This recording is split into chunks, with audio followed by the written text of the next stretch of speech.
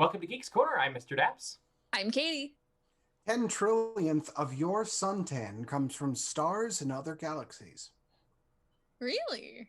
Huh. Yeah. So, um, I'm made of stars and stardust? No, that's Carl Sagan. I'm Cameron. You should use the hashtag Geeks Corner to join us on Twitter. Sorry, that was so good, and I tripped myself up because it was Christine. Use that hashtag Geeks Corner on Twitter to talk at us tonight, and we might talk back. In fact, it's very likely considering we all have access to digital devices off screen. That is true. Multiple screens tonight. Welcome back, everybody, from our respective places of residence as another helicopter flies over. It is a weird night in Southern California tonight. We've had helicopters going over. Apparently, there was an emergency landing for an airplane. And the hazmat team is out about 2 miles away from here. Miles away from here? I don't know. A mile or 2 miles. It's a weird night in Orange County tonight, among all of the other things. But we are here for Geeks Corner like we are every week, and it's been a big week in the news. Probably the biggest story to come out for the week wasn't the continuation of negotiations for furloughs, which kind of were a foregone conclusion. But the bigger news was a New York Times article that came out on Sunday, I believe. And in it, it detailed how Bob Iger really is back in charge again at the Walt Disney Company. And it goes through several different parts of the story of his retirement and then not so retiring from his retirement. I guess he was not retiring from his retirement or retired from his retirement. I don't know what it is. Anyway, all this to say is Bob appears to be back, and Bob Chapek appears to be letting Bob Iger kind of take the reins on this thing. And did you guys get a chance to read the story? I think Katie did, but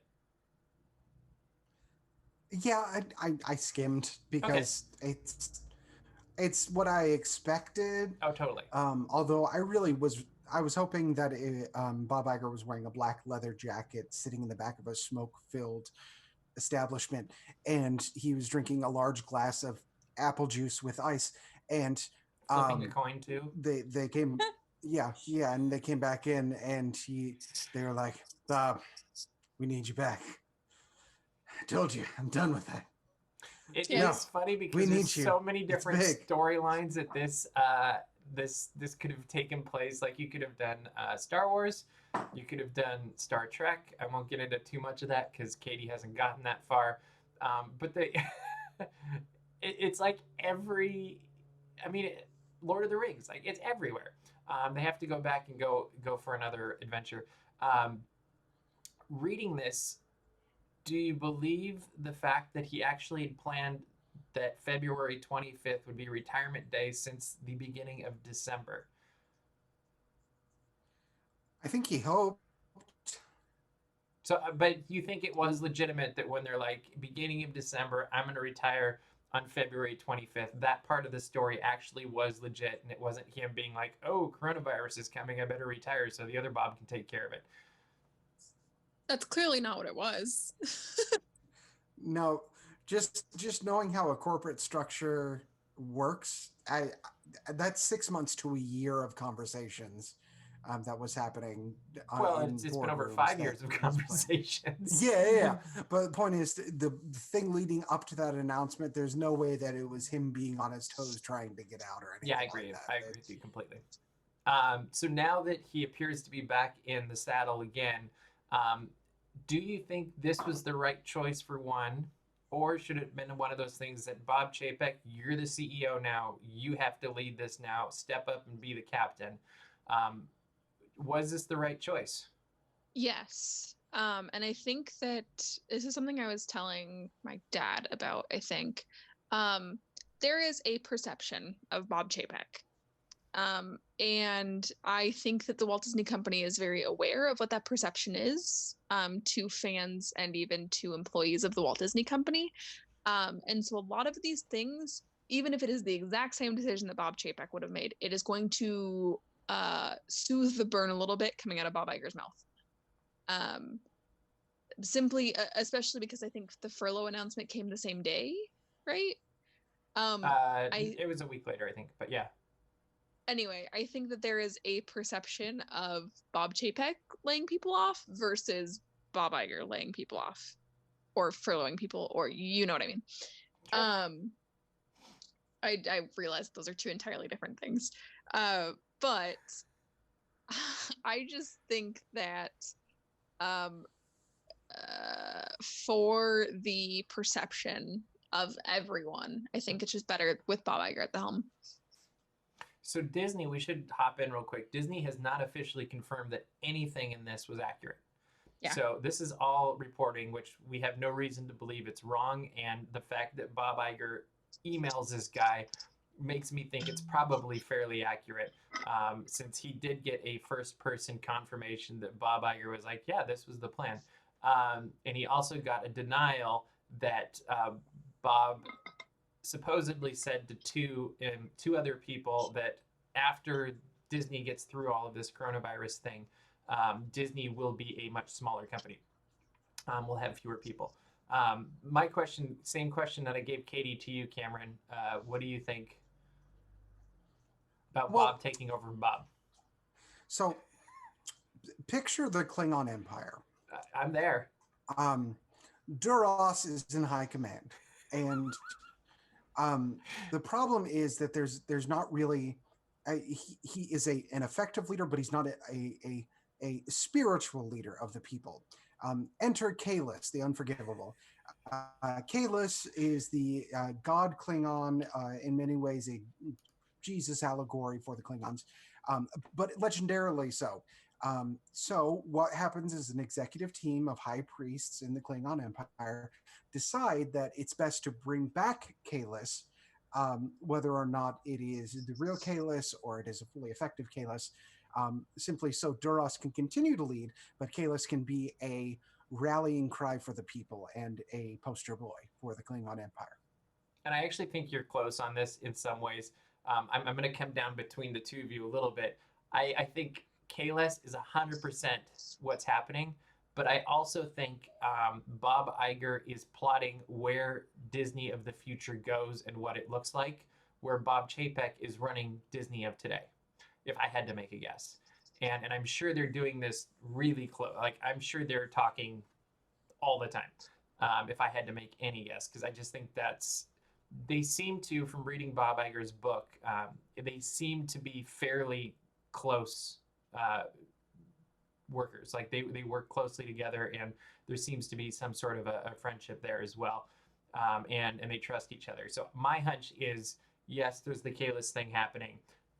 Yes, Bob Iger is coming back in and really leading where the company is going to go, but my hunch is Bob Chapek is managing where the company is. What do you think? I'm kind of with you on that. I'm just really looking forward to the part of the story where Bob Iger goes down to the river and cuts off his own hair and weaves it into a sword. Okay. Yeah, that's a good part. What I'm looking forward to most. I think you brought up... Katie, are you keeping up with any of this? Nope. We're not that far yet. So Katie, I think you brought up something interesting too, though, is Bob Chapek has an identity problem, I guess, or a public perception problem. And a lot of it comes down to some interviews that he's done, I think. And it has to do with the perception that he's all about IP. Mm-hmm. And I actually think there's something to be said for that he probably is a lot about IP, and that's always been his position. The thing that popped into my head, I was listening to another podcast this week, and they were talking about how IPs go back, they went back as far as the 90s. But my first thought was, IPs go back to the opening day of Disneyland. Yep. What's the Sleeping name Beauty of the castle? Yes. And that was before, for a movie that wasn't even out yet. Yes. Not to mention tertiary ownership rights being referenced in the Wizard of Braz. Yeah. And so there's always been IPs in Disneyland or Disney parks. And it's always been about the story trumping and the experience and the magic trumping everything else. And I don't know that I've ever heard him flat out say that they will never do a non-IP attraction ever again. Yeah. He didn't say they would do one ever again either, on the flip side. And he did say that he would focus on magic, storytelling, and a family experience that everybody can experience. And then he furthered by saying that they do it with Disney, Marvel, Pixar, and Star Wars characters when they fit. And I don't know that any of that is mutually exclusive, other than he reached to where they were. And I'm curious, as things move forward, is that a public perception thing that you think he can overcome, or is he always going to be the guy that's kind of the numbers guy? I think that the perception will stick with him.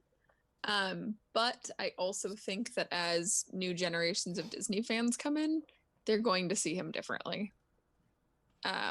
Because How do you think they'll see him? I feel like he's going to get I don't want to say like media training, but but basically I feel like they're going to like pageant train Bob Chapek, where they're like, that would be such a good movie. That would be such a good movie. I know, they could bring William Shatner in. But what is your perfect day? You got April it. 25th. All right. Not too cold, not too warm. Just need a light sweater. Yeah. But I think that basically they're going to train him in a way to answer questions in a non-offensive way, which is like the, world hunger is bad answers. Do you think his biggest fault when he's doing interviews is he's too honest?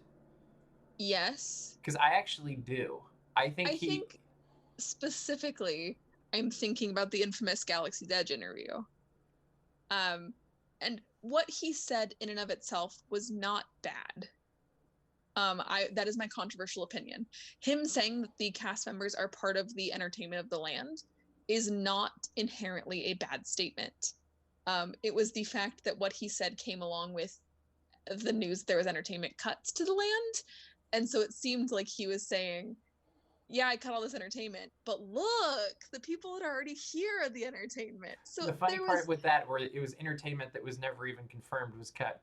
Yeah. So yeah, that was kind of a bummer. And I actually think if he'd have made that statement at the opening of Rise the Resistance, nobody would have blinked an eye. I agree. Because, I agree completely. We've seen it, we've experienced it. That's exactly how it plays out. I'm sticking with something we said when he first got the position, is when Bob Iger was promoted to CEO in 2005, right? 2005. Yeah. Nobody liked him.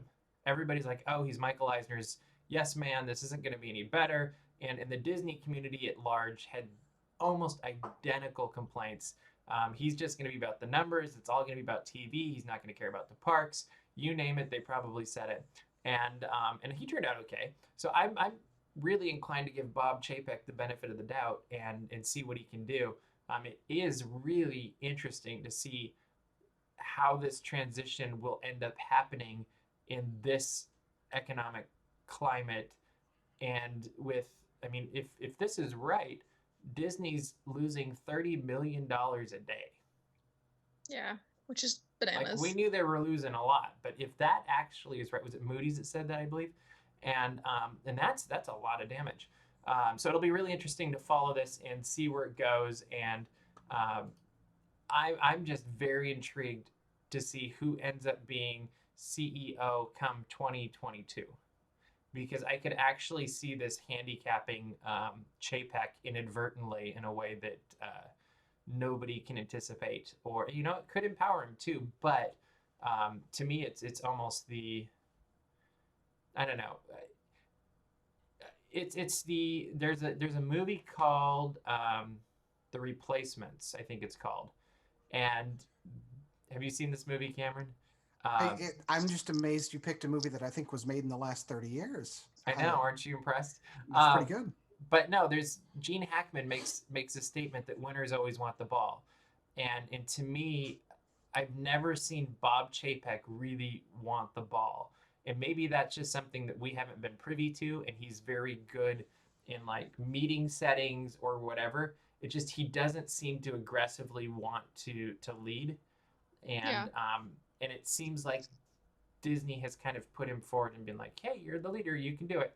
But I don't know if I've ever seen him aggressively be like, step up and be like, hey, I'm the leader here, I'm in charge. And I could be completely unfair with this and just not have seen it. And I acknowledge that that's a possibility. But Bob Iger wanted the ball and he took it. And so it just makes me wonder about Bob Chapek's future moving forward. Anybody have a counter to that? Because I do know I'm I agree with hypothesizing it. a bit. I agree with it to an extent in that I wonder if it was a decision on the collective Borg voice of Disney Totally could be. to intentionally have a non-figurehead. Yeah. In And that he's it's somebody definitely a capable team of doing player. the job. Yeah, it's just that I think they're trying to look at Disney the brand rather than Disney the individual, which in truth is a safer bet for a company, because if a person can make a mistake, a company can recover. Yeah. And that might be some of the Well, direction. and there's actually some. I've always thought that Bob Iger kind of pushed that way. Like Michael Eisner very much wanted to be the face of the company and the new, like hosting stuff and the "Hello, I'm Michael Eisner" thing. And Hello. thank you.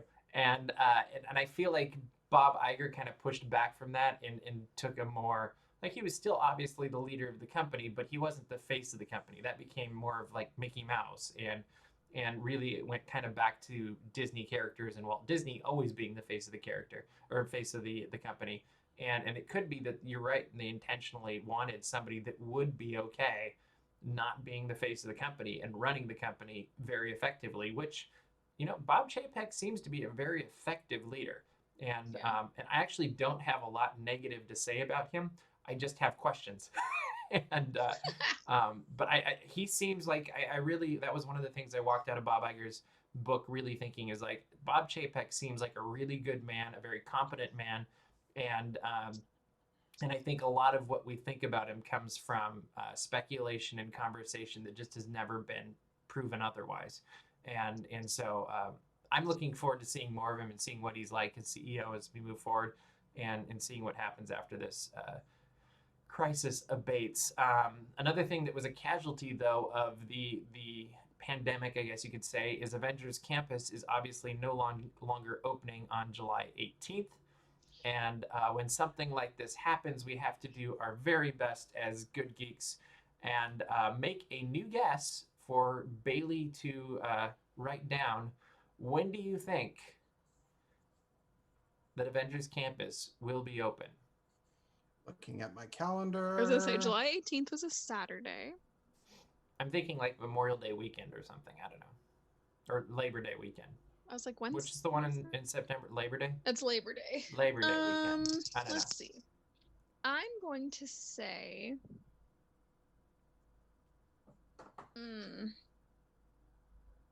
Thank you, Stephen. I'm glad I got the title correctly.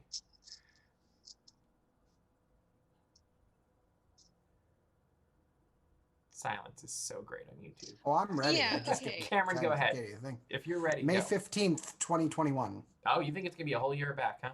Okay. Yep, I think they're going to wait until before the summer wave again. Okay. Katie?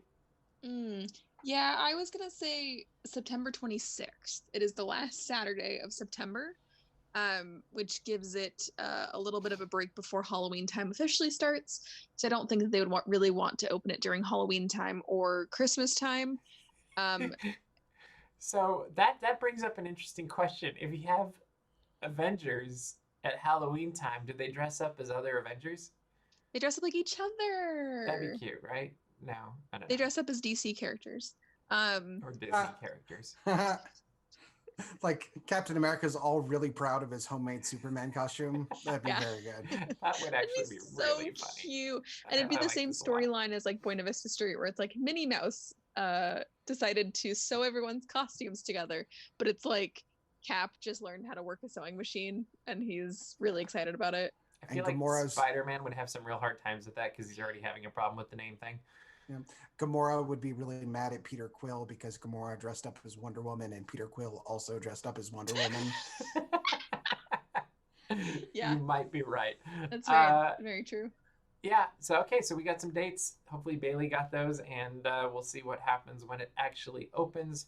I'm hoping sooner rather than later. I'm thinking they're going to need some things to pull people back into the park. So we'll see whenever the park. It actually is really contingent on when people get back into the park and when they can work there again. Yeah, I agree. And then we can probably just push back.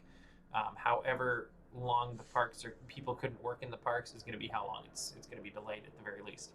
The other thing that's coming out now that's not related to the pandemic, which is fantastic, is it appears that Robin Hood is getting a live action remake that will be going straight to Disney Plus, which is probably a good choice. And my question is, so it's CGI and live action, so I'm assuming there's going to be like a fox running around that's wearing the Robin Hood suit, just like we're used to. But it'll look like a real fox, which will be kind of jarring and could be interesting. So But Lion King-esque. yeah, but they're going to stand up, I'm assuming, And wear clothes. and shoot bow and arrows And sing songs. like the more I've thought about this, like I'm looking forward to seeing the rooster play the guitar. Yeah, and I hope it's the same music because it's such iconic music. My question is, who should play Robin Hood? Oh, I got the answer already. Oh, I'm so glad you do. If it is mocap, Andy Serkis. I knew it. Andy Serkis for Robin Hood and not like Sheriff of Nottingham? No, see, the thing is, Or is he everybody? No, that would be amazing, including Maid Marian. Yeah. No, here's the thing. Andy Serkis has played a live-action villain and a CGI villain. However, I think his best roles are when he is playing a CGI empathetic character. It's happened, I think, with the Apes movie he was in, and a couple others. He's actually fantastic, and his voice has a depth to it that would be appropriate for a hero. His appearance does not as much. But if it's mocap, who cares? If it's mocap, who cares? Exactly. I think he would be perfect, honestly. Do you think it's who they would actually use, though? They might. I think they're willing to throw Andy Serkis a bone if they put star power in the other roles. I could see them putting a really strong lead for Sheriff of Nottingham and for Prince John. Casting those as like big names, and then maybe filling in some of the other ones with less known. Mandy Moore would make a really good Maid Marian. Putting that out there. But... Interesting. Okay. Katie, who do you think is going to be Robin Hood? Okay, so originally I was going to do that thing that everyone loves when I say I've never seen Robin Hood. But then you went and watched it? No, I haven't. Oh. So I'm still doing. No. Have you seen Robin Hood Men in Tights? No. I can't believe we failed. Well, anyway. I mean, where are you guys in Star Trek TNG? Season 5? You're pretty close to the finale. So. We're in season 3. We got a ways to go. Yeah, we're a couple episodes away from the finale. Yeah. Anyway. Stuck. But then you talked about mocap, and then I just thought about Alan Tudyk. So. Oh. Yeah. He would be a really good Little John. I was actually thinking the exact same thing. He'd be a really good Little John. Here was my first thought, and I don't know if this is who I want to play Robin Hood, but it doesn't seem out of the realm of possibility for them to do this. Is I had the flip thought of like, I think Robin Hood was going to be where they put their money for an actor. And my first thought, the moment I read that Robin Hood could be being remade, I was like, oh, so they're going to get Tom Holland to do it, huh? Yeah, I don't right? like that. I don't like it. I don't know that I like it either, but I see it. Like he kind of has the right movement. He's probably about the right age of real life, and well, see, funnily enough, you're talking about first thoughts. My first thought, I was trying to figure out why I thought this.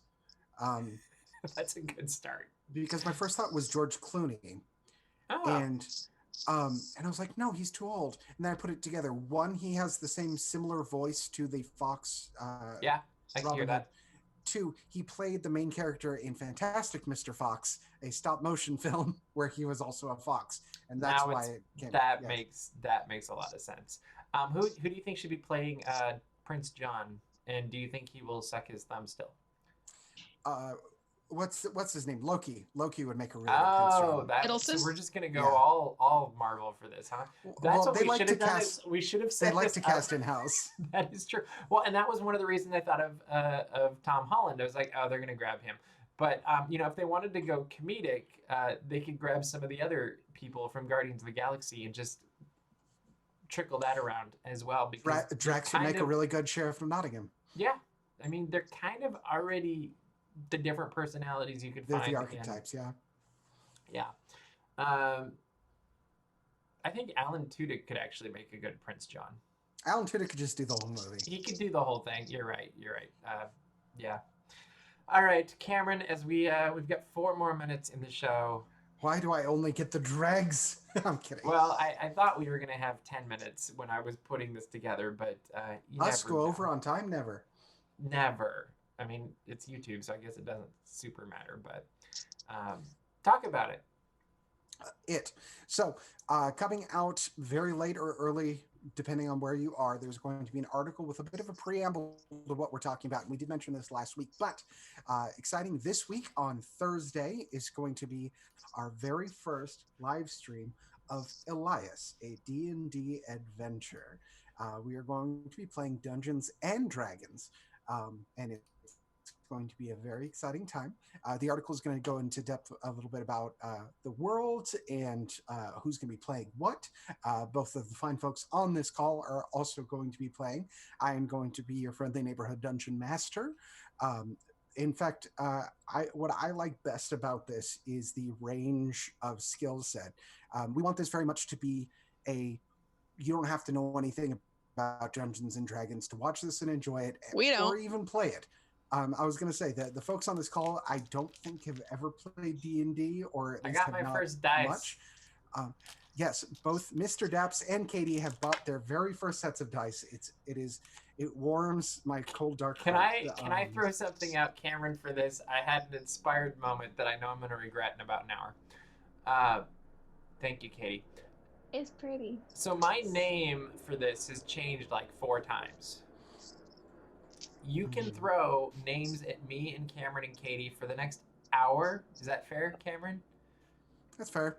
We can do it for another hour or so, which means that if at 11 o'clock tonight, we're just going to shut it off, and whatever I've decided my name is by then, that's what it's going to be. But you can also bet that 3 of us will be texting back and forth, and we will take into consideration different names for my character. Should you talk about my character a little bit, Cameron? So, because I don't know what it means, but you can explain it.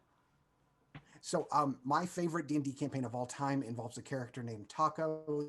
So I'm totally cool with random names not really making sense within the world. But Mr. Daps is going to be playing an elf ranger. If you know anything about D&D, he is of a full-blooded elf and a ranger, much like Aragorn a la Lord of the Rings early in the films. That is his character. So if you want to help name along those lines, if you want something hilarious, go for it. You have 51 or 61 Katie, minutes. I think, is pretty set. She at least has a first. Yeah, Katie has a first name. I don't think she has a last name yet, although that could be a narrative arc. Who knows? We'll explore that. I used a random name generator. And what kind of character are you playing, Katie? I am playing You're a dwarf, right? I'm a mountain dwarf. Oh, I was close. Look at you with the specificity. Paladin. Yep. Yeah. That's so, it. And I'm very aggressive and intimidating, just like I am in real life. So we built up their character sheets over the last few days. It's not just us. We have some other friends of DAPS Magic joining us. There's going to be Luke, who normally produces this show, is going to be joining us. Yes, he's joining us actually from Northern California, where he's currently quarantined. We have a dear friend of the show, Blue, is going to be joining us as well. He is, and we're also going to have Mikey really likely from the likely Florida. Mikey little. This is truly Likely. middle Mikey. Mikey is going to be joining us from Florida. And as we get this going, we would love to have guests. We're going to be taking a lot of audience suggestions for narrative arcs. We will be live. Want you involved. We will be live. So Please join us. We'd love for you to watch. This is kind of an experiment for us, and it's something that has been part of my life for many years, and I'm very excited to share it with the folks on this call. So please watch and tell your friends. It'll be fun. You should go to thegeekscorner.com. That is thegeekscorner.com. It's a URL that we own, and if you continue to watch us there, we might have to buy more URLs for more D&D podcasts and that kind of stuff. So Go to dapsmagic.com. Check out that article that Cameron is talking about that is going to go live in about 2 hours about our whole Elias campaign and all the other Disney and Geek news as it happens. Also, subscribe to our mailing list and find our Patreon. And subscribe to this YouTube channel. We have tons of videos continuing to post. We've got DAPS Magic Live happening on occasion. And, of course, you won't want to miss our live stream of the game. I forgot what it's called. Elias something. Elias. The Elias campaign. That's what we're going to do. But that is all the time we have for you this week, so we will see you around the corner. Bye.